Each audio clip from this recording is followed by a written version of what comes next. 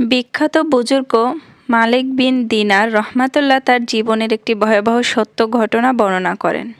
মালিক বিন দিনার রহমাতুল্লাহ বলেন, দিনের পথে আসার আগে একদিন আমি সমুদ্র সৈকত দিয়ে হাঁটছিলাম।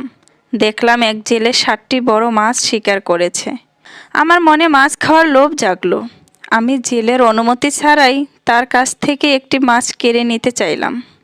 জেলেটি বাধা দিলে আমি তার মাথায় একটি আঘাত করলাম এবং জোর করে মাছটি নিয়ে নিলাম। মাছটি তখনও জীবিত ছিল। হঠাৎ সেটি আমার হাতের বুড়ো আঙুলে এক কামড় বসিয়ে দিল। বাড়ি ফেরার পর আমার আঙুলে প্রচণ্ড ব্যথা শুরু হলো। ব্যথার তীব্রতায় আমি ঘুমাতে পারছিলাম না। চিকিৎসকদের দেখালে তারা বললেন, আঙুলে পচন ধরেছে, এটি এখনই কেটে ফেলতে হবে, নয়তো পুরো হাত নষ্ট হয়ে যাবে। আমি আঙুলটি কেটে ফেললাম, কিন্তু পচন থামল না। তা আমার হাতের তালু পর্যন্ত ছড়িয়ে পড়ল। চিকিৎসকরা এবার হাতের তালু কেটে ফেলার পরামর্শ দিলেন। এভাবে ধীরে ধীরে পচন আমার পুরো বাহু পর্যন্ত পৌঁছে গেল। আমি যন্ত্রণায় দিশেহারা হয়ে দেশান্তরী হলাম এবং হাতটি পুরোপুরি কেটে ফেলার সিদ্ধান্ত নিলাম।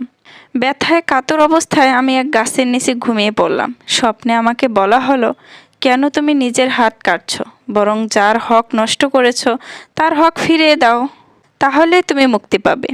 আমার জ্ঞান ফিরল। আমি বুঝতে পারলাম এটি সেই জেলের উপর করা জুলুমের ফল। আমি তড়িৎ গতিতে সেই সমুদ্র সৈকতে ফিরে গেলাম এবং সেই জেলেকে খুঁজে বের করলাম। আমি জেলের পায়ে লুটিয়ে পড়লাম এবং কাঁদতে কাঁদতে বললাম, ভাই, আমি ভুল করেছি, আল্লাহর ওয়াস্তে আমাকে ক্ষমা করে দিন। জেলেটি আমাকে চিনতে পারল না। আমি তাকে পুরো ঘটনা খুলে বললাম। আমার করুণ অবস্থা দেখে জেলের মন গলে গেল এবং সে আমাকে ক্ষমা করে দিল। জেলেটি ক্ষমা করার কিছুদিনের মধ্যেই অলৌকিকভাবে আমার হাতের সেই পচা অংশগুলো ঝরে পড়তে লাগলো এবং ব্যথা একদম সেরে গেল।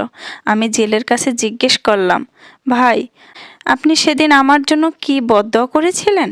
জেলেটি বলল, আপনি যখন আমাকে আঘাত করে মাছটি কেড়ে নিয়েছিলেন, তখন আমি আকাশের দিকে তাকিয়ে কেঁদেছিলাম আর বলেছিলাম, হে আল্লাহ, আপনি এই লোকটিকে আপনার সৃষ্টির জন্য এক শিক্ষণীয় নিদর্শন বানিয়ে দিন।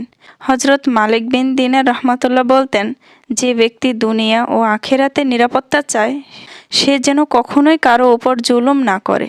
কারো ওপর জুলুম করা বা কারো হক নষ্ট করা সামান্য বিষয় নয়। মজলুমের চোখের পানি সরাসরি আল্লাহর আরশে পৌঁছে যায়। যখন কোনো মানুষ ক্ষমতার দম্ভে অন্যের ওপর অবিচার করে, তখন আল্লাহ তাকে দুনিয়াতেই লজ্জিত করতে পারেন।